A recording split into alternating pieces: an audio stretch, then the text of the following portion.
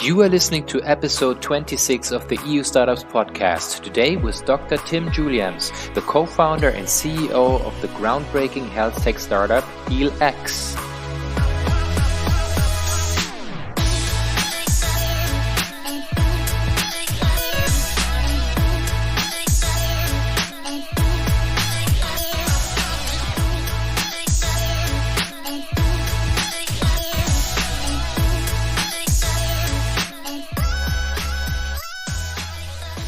Hello and welcome to another episode of the EU Startups podcast. Today we're very excited to welcome Tim Guillams, the co-founder and CEO of Healx. Healx is a startup operating in the health tech space to accelerate the discovery and development of rare disease treatments. Healx describes itself as AI-powered and patient-inspired, which provides a unique and innovative value proposition in this space, really. And I'm really interested to learn more about it, to be honest. Now, Tim himself has had an impressive career, and he is certainly one of Europe's biggest names in the startup space. So we're very, very excited to welcome him today to the podcast. So Tim, I mean, you've got a whole accolade of awards I could start listing off. You've been named in the Sunday Times Maserati Top 100, the Telegraph's Tech 100, the Vivo's 30 Rising Leaders. I could go on, the Telegraph's Top 50 Most Ambitious Business Leaders. It's quite the mouthful. So thank you for joining us today. To start off, could you just tell us maybe a little bit about your personal background? What led you to becoming the founder of Healx? Hi, Patricia, and thank you for having me. It's an honor to be on the podcast. I grew up in Brussels, so I'm from Belgium originally. And started by doing a degree in bioengineering and chemical engineering, and then moved to Cambridge for a PhD in biophysics. So as quite a nerd and a scientist, and I love the science. And when I finished my PhD, I was fortunate enough to meet my co-founder Dave, and David Brown. He's the co-inventor of Viagra, and so he's invented some of the most successful drugs in the world. And some of the most well known. Yeah, I think it is the most famous drug out there.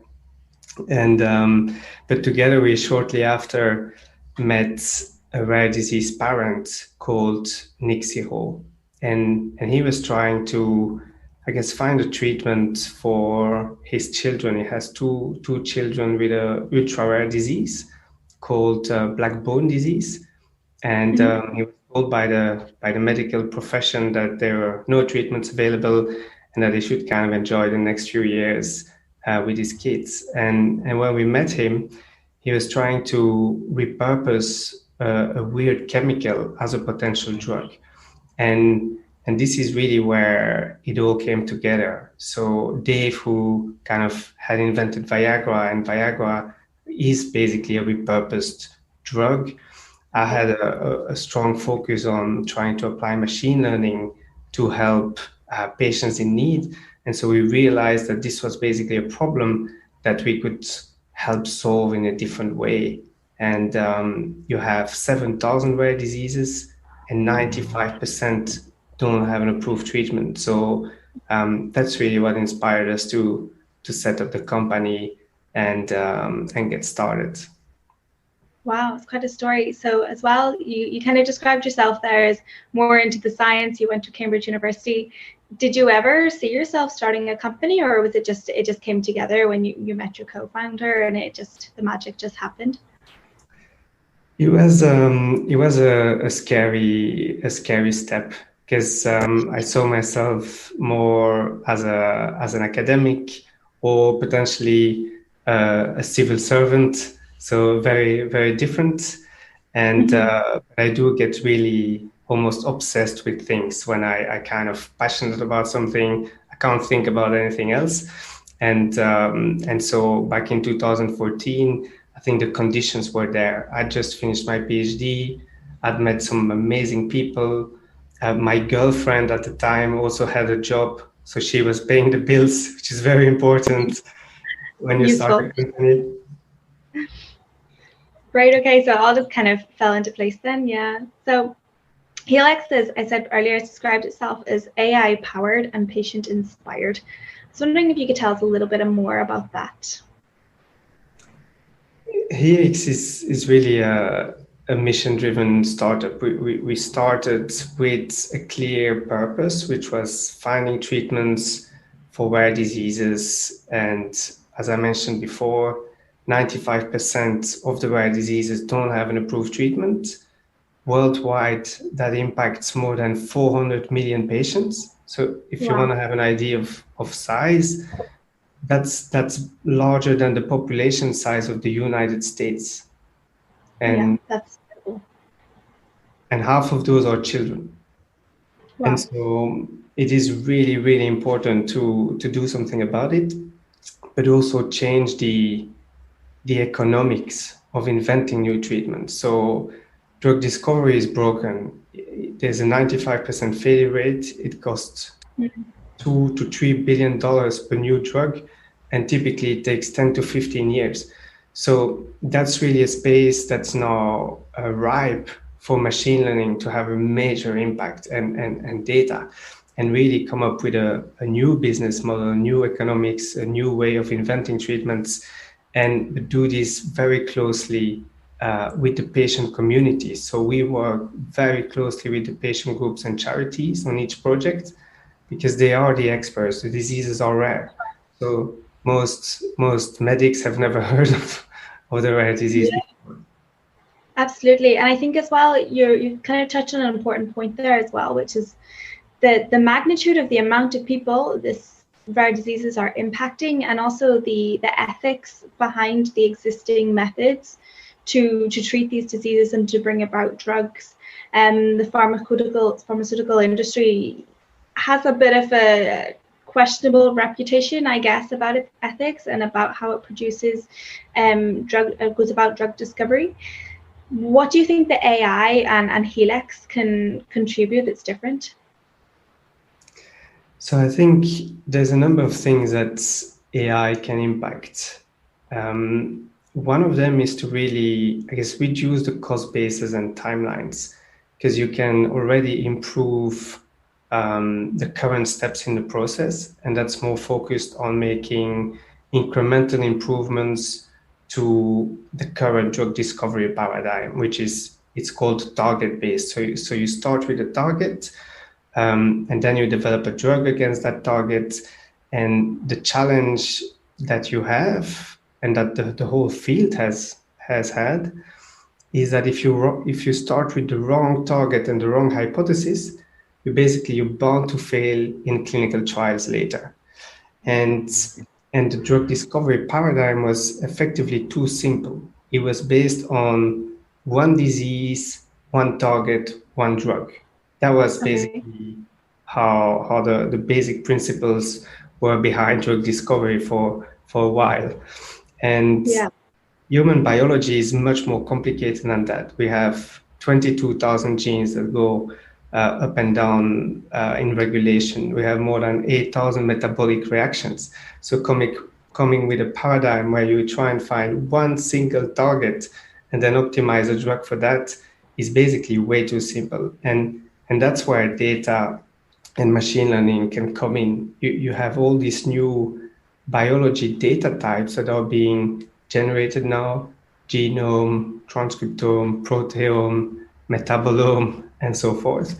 And so you can really understand your disease biology in a much more complex way, and then use algorithms to match the right drug or the right combination of drugs to that, and not based on a single target, but based on more complex disease signatures. And that's a major difference. And then you can start redefining the drug discovery process and paradigm, not just apply machine learning to make incremental improvements of a broken process that's basically already broken. Yeah, it's absolutely fascinating to the innovation behind this, and it's certainly massively disrupting the industry. Do you see many other companies or any other businesses doing the same thing? The Healx approach is unique in a way. So we from the beginning focused on not doing the current target-based drug discovery paradigm, trying to come with a different approach, which we're calling hypothesis-free. So we try to unbias the process and really let the algorithms decide even which rare disease we're working on, then which drugs are being matched, but we try not to intervene on at the target level, and that's already quite different. But you have quite a few AI drug discovery companies now, and that's great. The field is really moving. There's a lot of innovation happening, and as I mentioned, from the 7,000 rare diseases, 95% still don't have an approved treatment. So we need to encourage more companies to join and find treatments for rare diseases. Wow. Okay. So you see it more as like it's because there are so many diseases and it's such an important space that we need to innovate on. Different companies need to innovate and collaborate together to come up with these ideas. Absolutely. And can you tell us what challenges you've faced along your way with Healx? So I think there were a number of challenges along the journey, and I think particularly from my perspective, I was a scientist by background.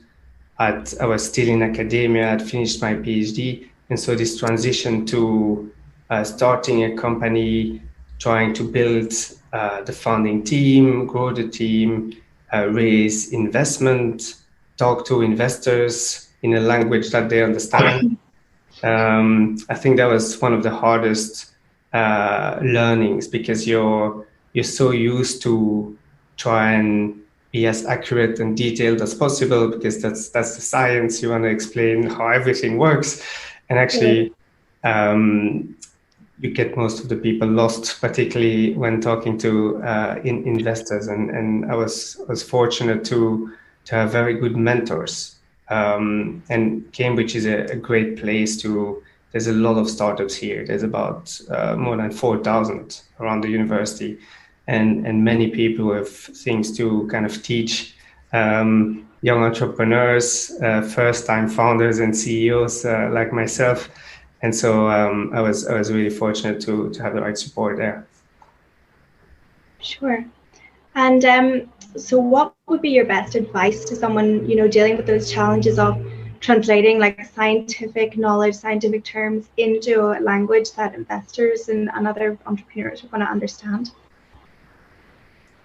Find good friends, mentors, talk to other founders, try and keep the story as simple as possible.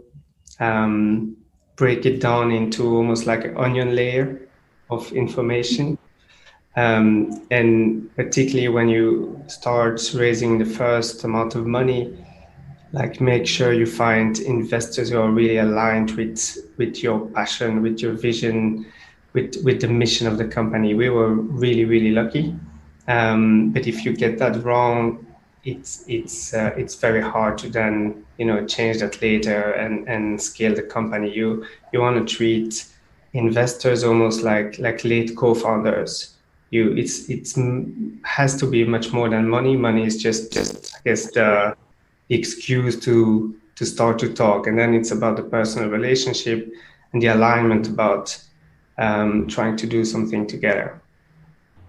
Sure. So it's about kind of going beyond the money and building good relationships and going from there, and showing your passion and showing your knowledge. Definitely, but also it's about almost treating it like a hiring interview for the investors. You want people who are really aligned, cultural fit with what you believe in. You want to talk to other founders. So let's say, and you should ask that, ask them to introduce you to some of the other companies and founders that they've backed, including the ones that didn't go well, because you want to understand what happens when things don't go to plan. And so the best way to find out is to talk to founders that had a failed startup, which you're going to learn the most from. Cool. Okay. Thank you. Fascinating. So Healx now has raised over $70 million, and it's growing fast, and it's a mission-driven company that is changing lives. Can you tell us a little bit how Healx has experienced such successful growth over the past few years, how the team has grown, that kind of thing? We really had two phases to the business effectively. So we started the company in 2014, and then until 2018, mid 2018, we'd raised very little capital. We'd raised about $4 million. And so we were building the technology, building the core team, and then there was a change. We raised $10 million, followed by $56 million in less than 12 months. So suddenly you've raised another $66 million in a year, and then you start to scale. And before we scaled, we were probably about 20 people. And then now we're around 135 people. But this week alone, we've had 15 new joiners. And so we're continuing to grow. And before the end of the year, we'll, if we follow the growth rate, be more than 250 people. So we're on this scale journey now.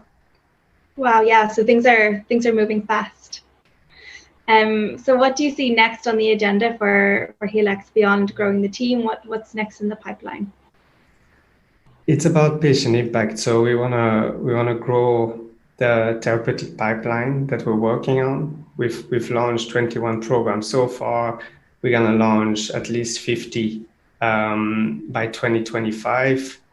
And then in the background, we're also working towards a system that we call massively parallel drug discovery, which would really allow us to basically start predicting drugs in an automated way for the 7,000 rare diseases at the time, and have a system to then rank the best opportunities, the likelihood of success, and then we'll be able to scale way beyond the 50 programs that we're targeting now. And so that's an exciting prospect. Yeah, really contributing to change for the greater good. Like it's very, it's both fascinating and very humbling as well to hear. And as well as that, obviously you're working within the life sciences space, the health tech as well. Where do you see that area moving in Europe particularly? Is it going to become more global leader, global player? How do you see the health tech and the life science space in Europe developing? I think Europe is in a very strong position actually for tech and life sciences. We have some of the best universities and education in the world. We also have a good startup ecosystem now, and also investment that's available. Most of our investors to date were European, and so you have now a good ecosystem to really support European founders, companies, and have a global impact without having to move your headquarters to the US. And I think particularly in tech and life sciences, there's an amazing ecosystem here, and we're really fortunate. I think the timing is exactly right. Yeah, it sounds like the future is bright then, from your point of view. Definitely. Cool. And so then, just to finish off, can I just ask, what's been your proudest moment working with Healx? So my proudest moment is about to come. So we're gonna start a phase 2 clinical trial. The first patient will be dosed in a couple of weeks, and that's AI predicted combination therapy for a very complex neurological disease. And so that's our first program starting clinical trials, and there's more behind it. And that's really a key moment for the company. We got FDA approval by the FDA to start, and it's just amazing.